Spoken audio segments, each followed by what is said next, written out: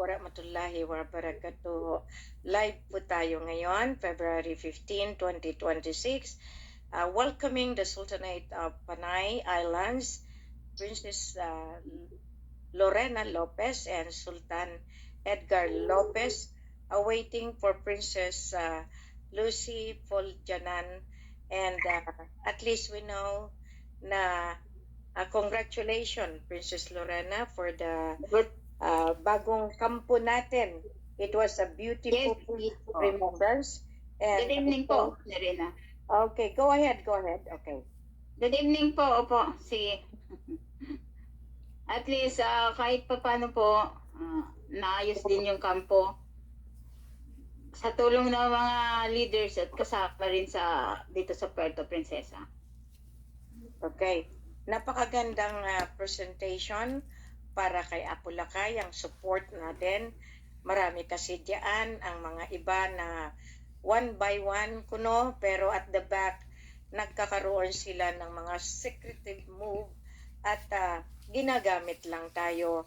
So maraming monitoring daw sila, which I am not amenable to it. Hindi ako nagbibigay ng mga ganong proseso kasi mahirap yung mga sistema na merong patalikod na nananaksak. Kaya nga sabi ko sa inyo, kayo ang mga inatasan dyan, i-itemize na natin. Although, kahit papano, pabayaan na natin sila dahil kanina lumabas na si Ferdinand Itralin Marcos Sr., the president since 1965, na alam naman natin na talagang nagsusumigasig na siya ibalik ang tamang pamumuno sa ating kaharian at lalo na sa Federal Republic of the Philippine Islands and the Federal Republic of Lupasug. Sultan Edgar, congratulations din doon sa message mo. Continue and keep up the good work. Consolidate the Panay Islands, lalo na yung mga liderato natin. Pabayiin na ng mga iban nga gasiling sila. We give them the chance to perform, but I thereby ask them not to be destroying one another.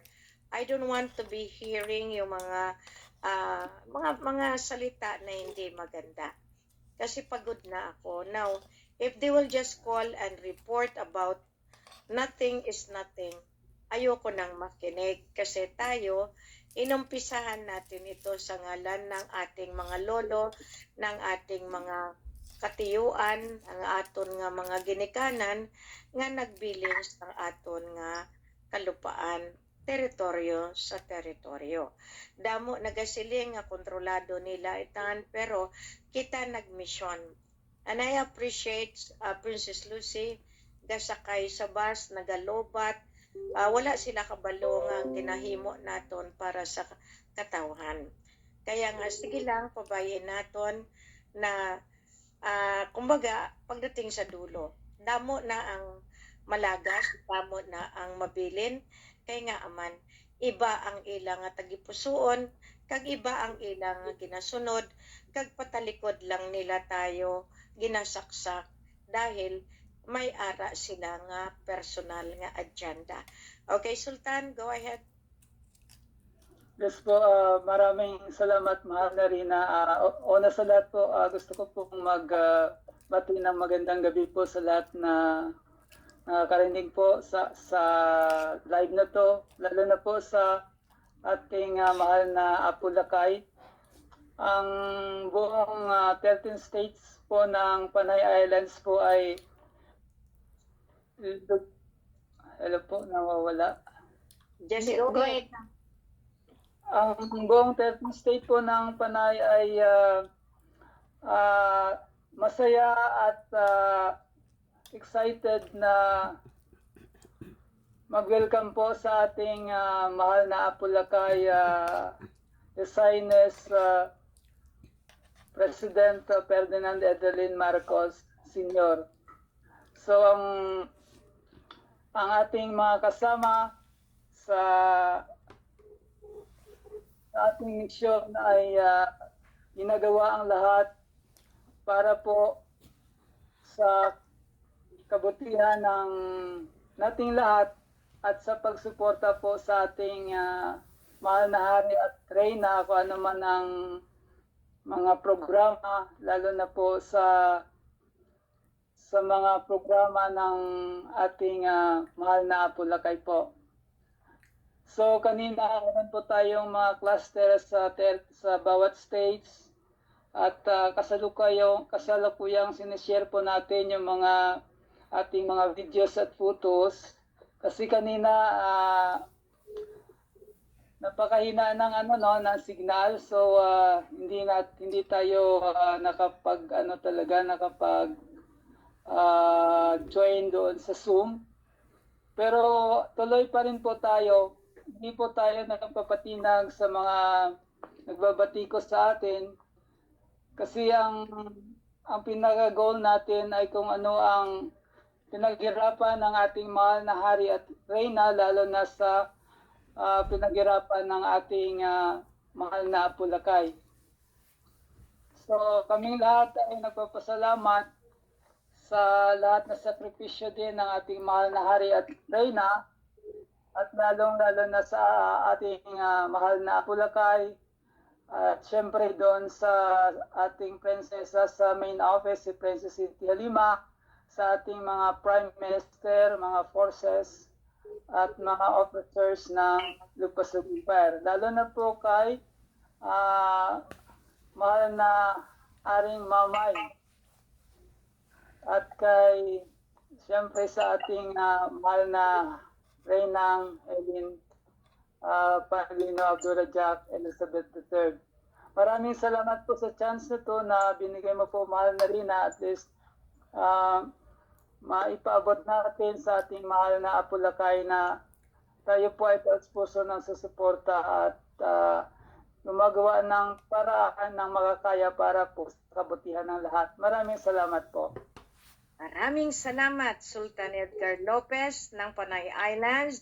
At least, nasa dulo din ang ating kasamang prinsesa sa Sultanate of Palawan na siya ngayon ang nag-maman dahil actually, that is a Commonwealth territory and it is under the jurisdiction of the Queen.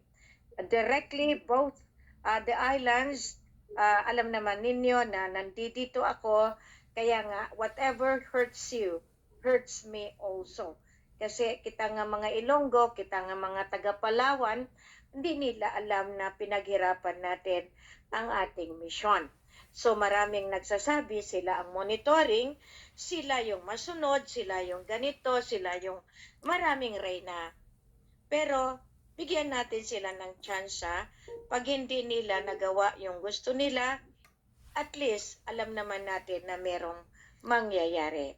Okay, so ngayon, Princess Lorena, I'll give you the chance na ikaw naman ang magsalita. Okay po. Una sa lahat, wini-welcome namin si Apo Lakay, His Majesty Ferdinand Edrar Marcos Sr. sa Nahari. Maraming salamat po, at ganoon din sa ating superwoman, si Queen Helen Panolino Abdurrahjak. Ganoon din, salamat din kay Princess Siti Halima sa suporta at mga guidance na binigay niya sa lahat. Ganoon din kay General Repel na susubaybay din at nag-uusap din kami. Sa mga membro ng Puerto Princesa, sa San Vicente, sa Quezon, sa Taytay at sa iba pang mga munisipyo, maraming salamat sa ginawa niyong pag-welcome kay beloved Apo Lakay natin na nagbigay ng kanyang buhay para matulungan tayo lahat. Nag-sacrifice siya at nahihirapan na sa mga bilang sa pagkain or sa mga sira-sira pa sa atin. Pero yung mga naninira sa atin, ipa-thank you na lang natin dahil siguro mga mga gusto lang din nila maging mataas Pero wag na lang natin pansinin yung mga naninira. Itutuloy natin ang pagsuporta sa ating mahal na Reyna, kay Apulakay, at para makamit natin ang magandang buhay at masagana at wala tayong problema. So sa ngayon, medyo mahirap din ang mga sitwasyon natin kasi Chris tayo lahat. Pero gawa tayo ng paraan para makasurvive, magtanim, magano. Huwag lang mag-antay dahil siyempre ginagawan pa ng paraan ng ating mahal na hari at mahal na Reyna, lalo-lalo na si Apo Lakay. Sa ngayon, magkaisa tayo, huwag magsiraan. Magtulungan tayo para matapos na itong ating misyon. Yung mga naninira, maraming salamat. Kahit mas nasasaktan kami, salamat pa rin. Alam namin na baka pinapasukan lang kayo ng mga demonyo or ano dyan. Pero kung pwede, wag na tayo magsiraan, magkaisa tayo para sa kapakanan ng lahat ng mga kasama natin at sa buong bansa. At hindi lang sa Pilipinas, kundi sa abroad or sa mga ibang country. Maraming salamat po, our Queen Superwoman. Alam kong tapang mo at pag ang tapang mo, napapatapang din kami dahil nandyan lang kami sa likod nyo at susunod kung ano ang ipapagawa nyo sa amin. Maraming salamat po, Mahal ni Reyna. Maraming salamat, Princess Lorena Lopez and Sultan Edgar and Princess Lucy Poljanan. Talagang napagod lang. Rest assured that our mission is fruitful and that the success of today is because we have the same faith, we have the same goal, we have the same aspirations, and that is to be with God, to be with Allah, to bring hope, peace, and prosperity in this land of promise. So rest assured, everybody, that all of us, the leadership of Panay Islands, and all of us must join hand in hand in preserving unity and prosperity. So the whole world is grateful because the man that has guarded and protected the holy asset is alive. Apulakay is just watching us. Kahit hirap na ako, pagod na pagod ako, today is the victory.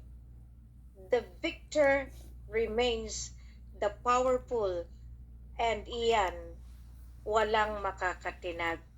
Maraming salamat sa iyong mensahe, Princess Lorena.